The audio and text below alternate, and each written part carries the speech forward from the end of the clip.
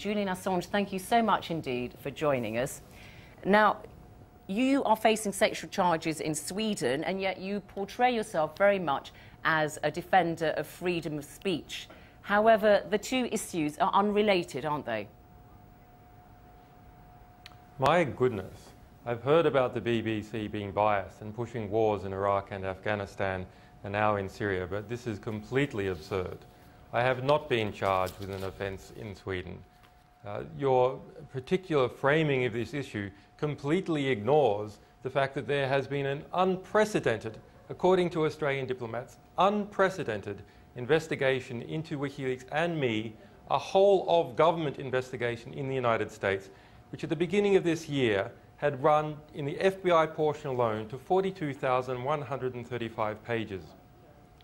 That investigation and its abuses against our organisation and extrajudicial financial Can I just interrupt you here? The attacks on our other people is the reason that the Ecuadorian government formally found me to be a political refugee and gave me political asylum in the United Kingdom after the United Kingdom failed to protect me. But you are in the Ecuadorian embassy because you face, all right, I'm sorry, we'll say sexual allegations in Sweden, and Britain wants to extradite you to Sweden, and yet you are conflating that with the WikiLeaks case and whether you are indeed a champion of freedom of speech, freedom of expression.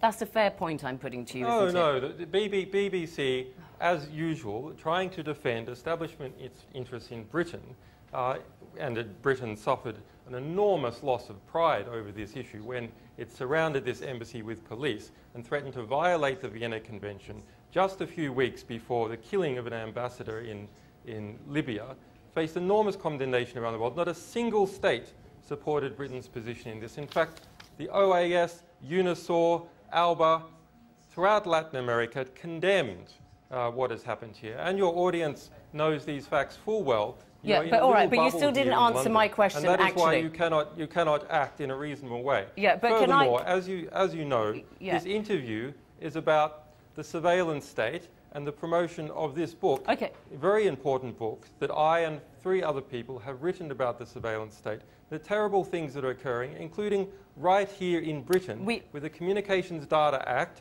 that intends to place mass interception devices in every single internet service provider domestically in this country. We'll talk about before Parliament. We'll talk about that, but I should just say that you didn't address my question about the fact that you are conflating two, and I would just finish on the Swedish bit in this way and ask you, why don't you just simply go to Sweden to face whatever you have to face there, face the music there? Why not just do that?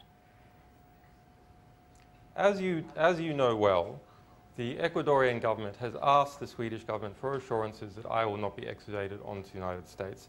The Swedish government has broken every normal standard procedure that is used here in the EU when you want to question someone of coming to Well, I have to tell you that the Swedish government's position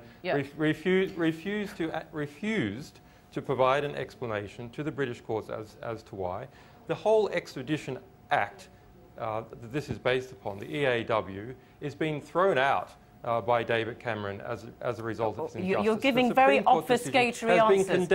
Has been condemned in 2 academic articles Julian by the Assange, Cambridge Law Journal. We don't have a huge amount of time. The Cambridge International Law Journal has condemned. Can I just ask you, because I'm giving you very simple questions. I'm sorry to interrupt you. And there is not even an opportunity to present a single skerrick of evidence.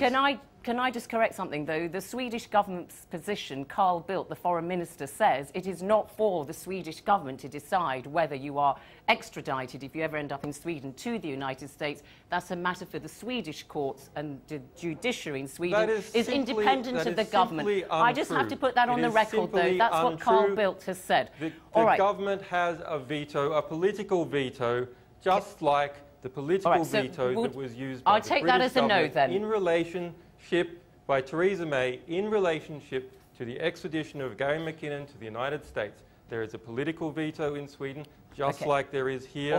It is able to be exercised in Sweden. The Swedish government refuses to behave in a way that is at all normal, rational, or reasonable. And that is why I have been granted political asylum after 2 months of investigation and consideration by the Foreign Ministry of Ecuador. All right, let's ask you about the case of Private Bradley Manning, the US soldier who is in pre-trial litigation at the moment in the United States, because it is alleged that he leaked classified information when he was working in intelligence near an office in Baghdad to WikiLeaks. I know you've never confirmed that, and this is all sub judice and so on, but it is reasonable to expect such a person to be put on trial, wouldn't you? No country on earth would want its military or classified information revealed in public. Bradley Manning, right now, this week, today, is testifying in court in the United States about his torture and abuse by the US government. The US government is on trial right now. The UN Special Rapporteur for Torture, Juan Mendez, investigated the 9-month detention and abuse of Bradley Manning and formally found, the United Nations formally found against the United States. It formally found that the United States had treated Bradley Manning in a manner which was akin to torture. The Department, the Department of Defense, can I just say that though, because you are making serious allegations. In order to break him into forcing a confession against me and the WikiLeaks organization, according to his own lawyers. That is where we are right now today. And it's about time the BBC started taking freedom of the press seriously in the West. If it's to be treated at all credibly, we have a situation here of an extrajudicial application against journalists, an arbitrary new interpretation of the Espionage Act of the United States. All right, can I just, again, can I just, national security can I just address what you just said? In the world, including on the case of private, I'm sorry to interrupt you, but I can't allow you to make comments to go unchallenged, you understand, and to say that the United States has tortured Private Bradley Manning is a very serious one. The top Pentagon lawyer... Sorry, no, it's not, but I just must give you the response. Well, no, you, why must you do that? Why must you be an apologist? Why must you be an apologist? No, for the I'm British not. government? I'm telling you what the Pentagon's absurd. position is. It is not proper journalism. It is proper journalism to give a balanced point of view. Apologies. You're not letting me speak. It is embarrassing. Aren't you embarrassed to behave like that? No, I'm not. I'm telling you that the Pentagon's top lawyer, Jay Johnson, has said, according to the US Army Field Manual, torture... Are you speaking the Pentagon's talking points now? There are no enhanced interrogation techniques that have been used against Private Bradley Manning. Yes, he was kept in isolation, but that is not tantamount to torture. So I just must correct that. Juan Mendez, the UN Special Rapporteur on Torture, was offered access to Private Bradley Manning. The Pentagon is going to admit no, but I'm just telling you, applying these coercive techniques. You mentioned Juan Mendez, and he was offered access to Private Bradley Manning. The entire Quantico base in Virginia closed over this issue. Can I just say this to you, though? How can you say these things? How can you credibly say these things and pretend to be a journalist? Well, all right. That's your opinion.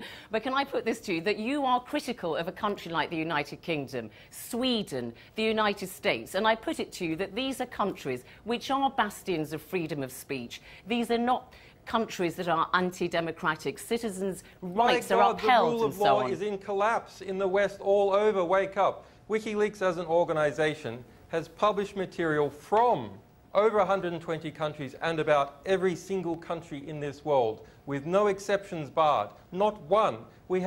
I personally erected legislation in Iceland, proposed a draft bill that was voted on unanimously before Parliament in Iceland to try and protect freedom of press across the world.